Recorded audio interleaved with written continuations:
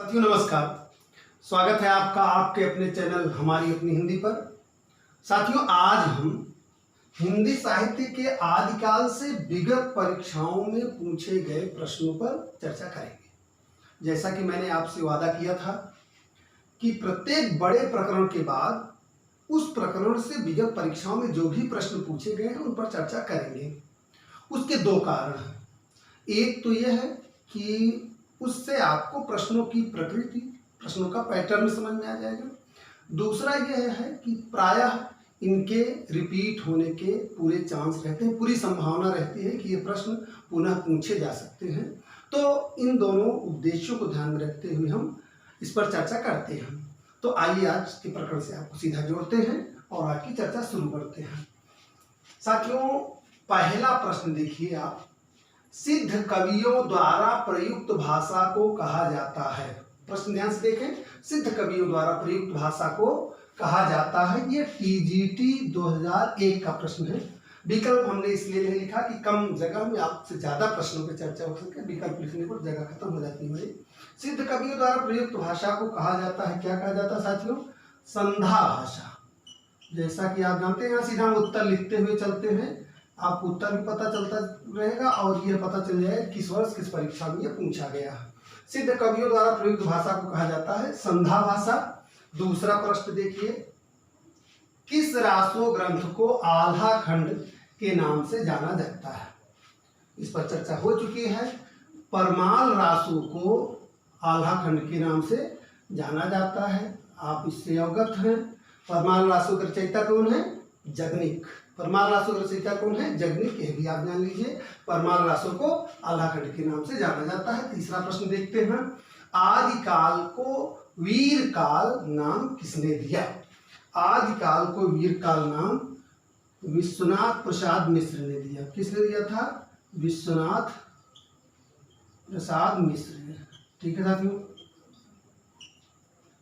अब अगला प्रश्न देखते हैं, आत्मबोध किसकी रचना है? यह टीजीटी 2003 का प्रश्न है। यह भी टीजीटी 2003 का ही प्रश्न था, यह भी टीजीटी 2003 का प्रश्न है। आप देखिए कि एक परीक्षा में, टीजीटी 2003 की परीक्षा में आदिकाल से देखिए 4 प्रश्न पूछे गए हैं। ये आपका। चलिए, आत्मबोध किसकी रचना है? आत्मबोध गोरख नाथ की रचना है। ठीक है, थोड़ा हम तेज इसलिए चल रहे हैं कि वीडियो बहुत लंबा ना हो साथियों। आत्मबोध किसकी रचना है? यह भी टीजीटी 2003 का प्रश्न है, यह गोरखनाथ की रचना है। यह देखिए प्रश्न 5, हालात ए कन्हैया किसकी रचना है? हालात ए कन्हैया किसकी रचना है? यह भी टीजीटी 2003 का प्रश्न है। हालात ए कन्हैया अमीर खुसरो की रचना है। किसकी साथियों? अमीर खुसरो की रचना है।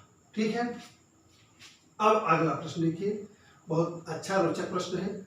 राहुल जी, यहाँ राहुल जी से तात्पर्य राहुल शांकृत्यायन से है। राहुल जी ने हिंदी का प्रथम कवि किसे कहा?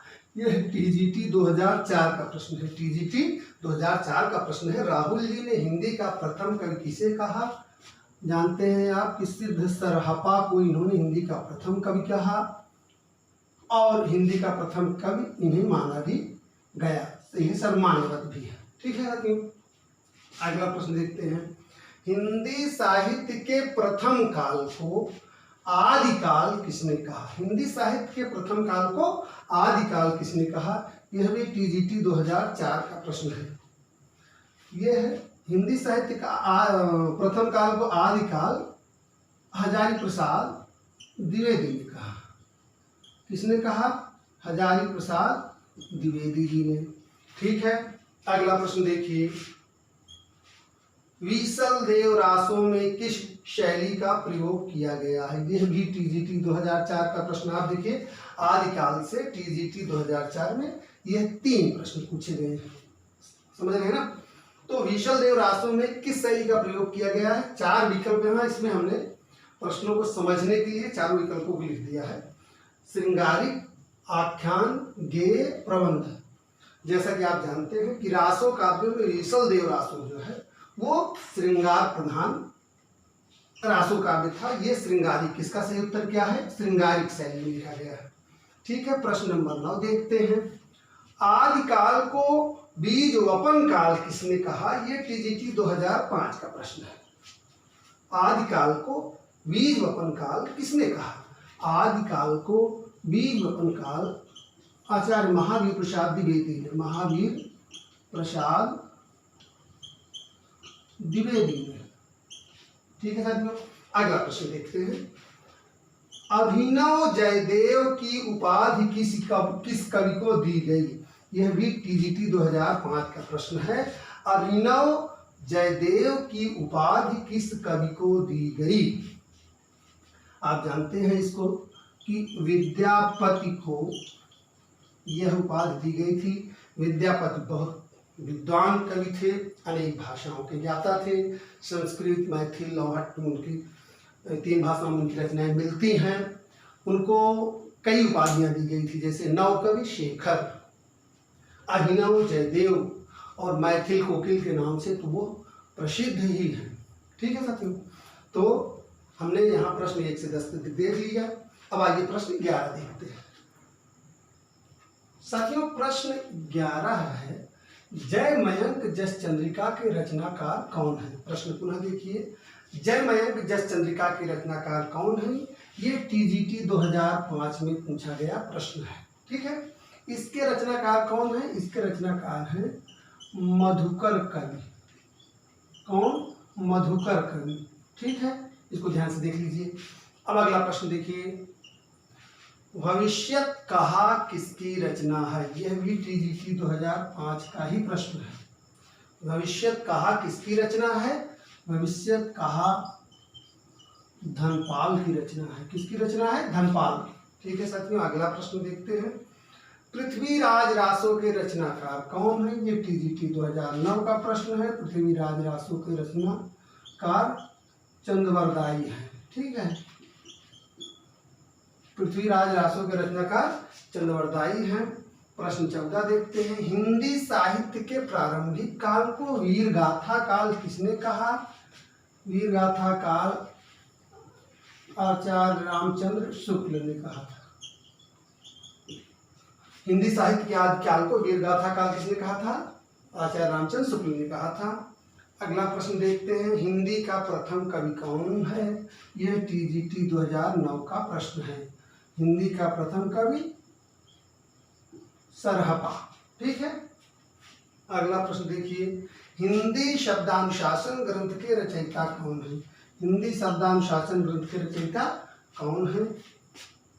इसका सही उत्तर है हेमचंद्र। ठीक है साथियों, अगला देखते हैं। उपदेश रसायन रास किसकी रचना है?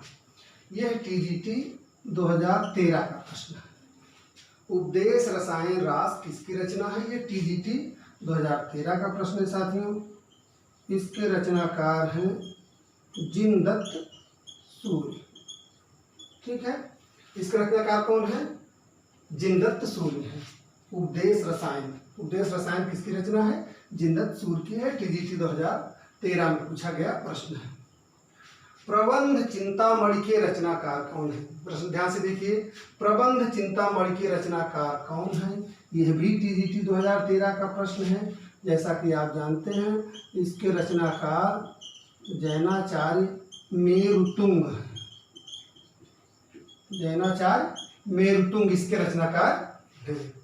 प्रश्न 19 देते हैं। अगला प्रश्न, तूती ए हिंद के नाम से प्रसिद्ध कवि कौन है? तूती ए हिंद के नाम से प्रसिद्ध कवि आप अवगत हैं, अमीर खुसरो हैं, जो खुद कहते हैं कि मैं हिंदुस्तान की तूती हूँ। ठीक है ना,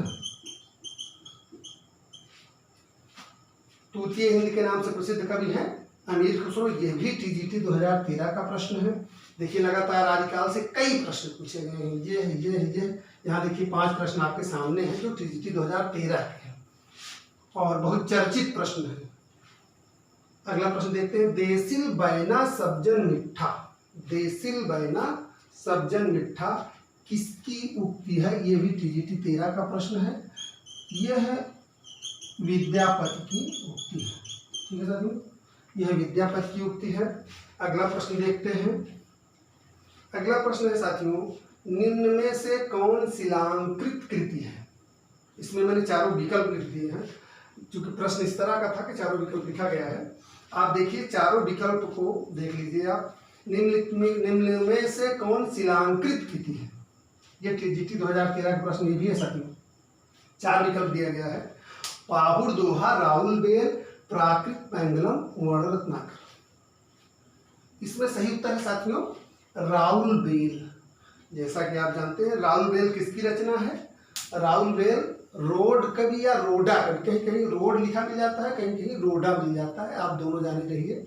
रोड रहे तभी विकल्प सही आप कर दीजिए, रोडा रहे तभी सही कर दीजिए। इसके रचनाकार कौन है राहुल बेल के? इसके रचनाकार रोड या रोडा कवि है। यह साथियों शिलांकृत कृति है।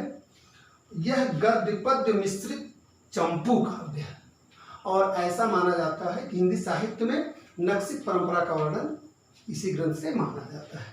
ठीक है साथियों, इसमें देखिए और विकल्प जो है, पाहुड़ दोहा राम सिंह की रचना है, प्राकृत पेंडुलम ये लक्ष्मीधर की रचना है, वर्ण रत्नाकर जेठ किशोर ठाकुर की रचना है, जैसा कि आप अवगत हैं। तो साथियों आज हमने कम समय में तेजी से विगत वर्ष आप देखें, आज केवल टीजीटी के प्रश्नों की चर्चा हुई। टीजीटी में जो प्रश्न आए हैं हम अगले वीडियो में पीजीटी के प्रश्नों की चर्चा करेंगे। तो आज हमने 21 महत्वपूर्ण प्रश्न देख लिए हैं। तो इसमें से कई प्रश्न ऐसे हैं जो रिपीट हो सकते हैं, बहुत महत्वपूर्ण है, आप देख रहे हैं। कई ऐसे प्रश्न थे जो बार बार आए हैं, उनको हमने यहाँ इसलिए नहीं लिखा कि यहाँ आपका समय व्यर्थ नष्ट होगा, वो 1 2 3 बार पूछे गए हैं। ठीक है साथियों, तो आज के लिए फिलहाल इतना ही।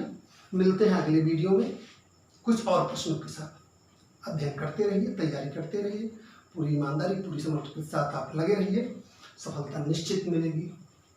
ठीक है, मिलते हैं अगले वीडियो में, तब तक के लिए नमस्कार।